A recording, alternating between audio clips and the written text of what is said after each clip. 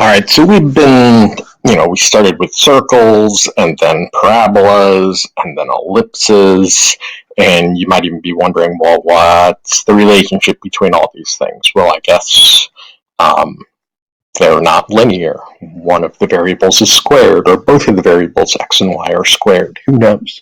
But they're actually all called conic sections because by taking a double cone, like this one that you're seeing here,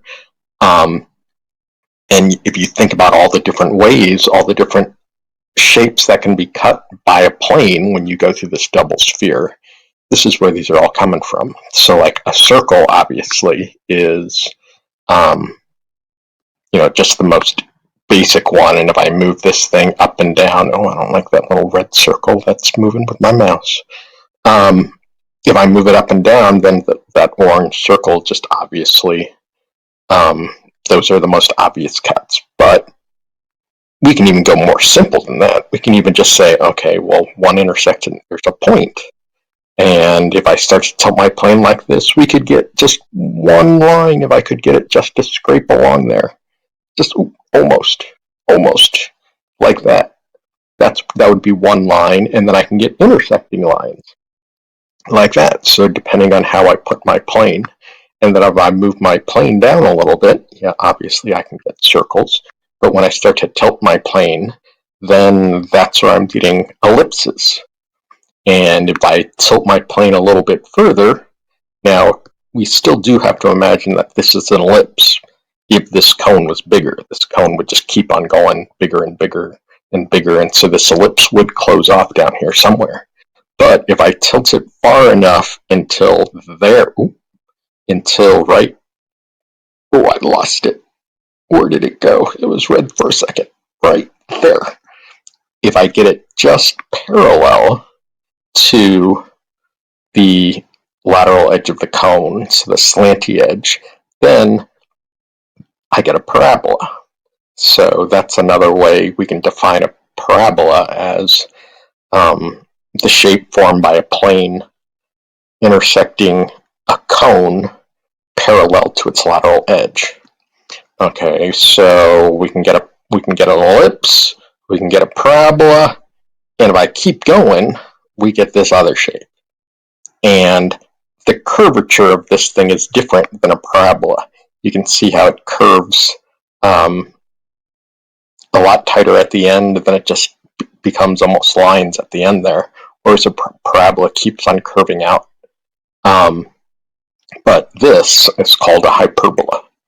And so we got points, lines, one line, two lines, circles, ellipses, parabolas, and now our last thing is hyperbolas.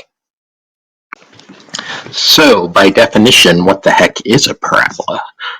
Besides being, a plane slicing a cone, what the heck is a parabola? It is the set of all points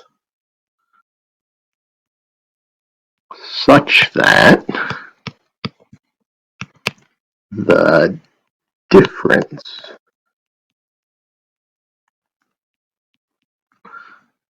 to two foci is constant. Oh, so it is like an ellipse. The ellipse was that the sum of the distances, the difference, such that the difference of distances, I should say, difference of distances to the two foci is constant. So an ellipse was the sum of the distance is constant. That's why hyperbola is the difference of the two foci is constant. What is that constant difference? Well, it's the distance between the two vertices, whichever direction the vertices might be going. If you remember, like an ellipse, whether it was more vertical or more horizontal, that determined where the vertices were. Hyperbola also has these axes, like an ellipse had a major axis and a minor axis. Hyperbola has a transverse axis, which is the line that goes through the center, the vertices, and the foci, whereas the conjugate axis is a line through the center perpendicular to the transverse axis. So the transverse axis is the big one, and it transverses, it crosses over the center of the vertices and foci, whereas the conjugate one doesn't. And then so those foci are kind of what I would consider like the gravitational force points. I'm not going to write anything there right now. That the thing would curve around, that the astrological object curve around. So how does this change from the equation of an ellipse? Well, since it's the sum of the distances, the difference of the distances is constant, well, we just got to change the little plus sign for an ellipse into a minus sign. But the graph is so completely different. So we got two types. You got your x squared minus y squared guys, and you got your y squared minus x squared guys, and that determines the way that your hyperbola is going to face. So in both of these cases, yeah, we're saying that the center is h comma k, and a is going to be this horizontal distance going this way. So I'm going to call this h plus a comma k and h minus a comma k. Those are going to be the vertices, so I'll call it vertex 1 and vertex 2. And this b distance is something completely different, and it can be bigger actually than the a values. So even though the vertices are going to be going that way, so this would be h comma k minus b and h comma k plus b. And you'll see why those are going to be important in just a second. And the foci are going to be out along the same axis that the vertices are. So focus 2, focus 1, and that's going to be h plus c comma k and h minus c comma k. Why did that disappear? Sorry, these videos get cut off. I'm stuck to a 5-minute limit here. So anyway, so you make this box that, so you go out a units to the left and right, you go up b units up and down, and that forms this rectangle that forms the diagonals, and the diagonals are the guidelines to your hyperbola. So it's going to look like that. So there's two branches that are going to go through each vertex, curving around the foci, and they eventually just get closer and closer to those asymptotes.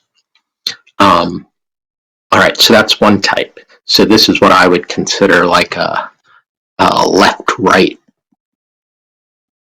hyperbola.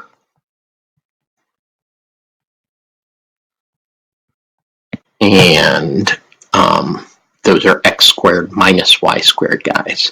So this box is the key part, at least for me, in making a hyperbola, because it's going to give you the guidelines in terms of where your hyperbola is going to go. So the diagonals act as guide lines. I mean, we could be really good and say asymptotes, because that's what they really are.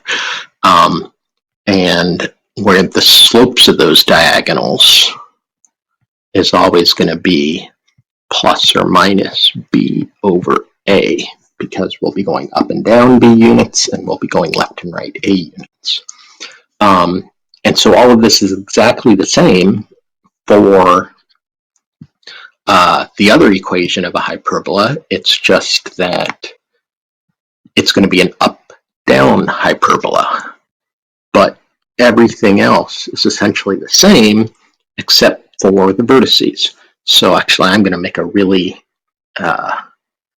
squatty rectangle this time. So again, my center is h comma k, and I'm going to make my vertex h comma k plus b, and my other vertex is going to be h comma k minus b, and I'm going to go out in this direction. I guess I kind of have to make it right there, don't I? So h plus a comma k and h minus a comma k. That forms my little box. And then I can graph my hyperbola to go through those vertices. Like that. And like that. Okay, and then the foci are obviously in this direction, so it'd be h comma k plus c and h comma k minus c. Great. All right, so it seems like a lot of info, and it is a lot of info. But once you get used to it, it's not nearly that bad. So we just got to try and look at some examples here and see how it's all going to work out for us. Let me check to see if my video is going to stop.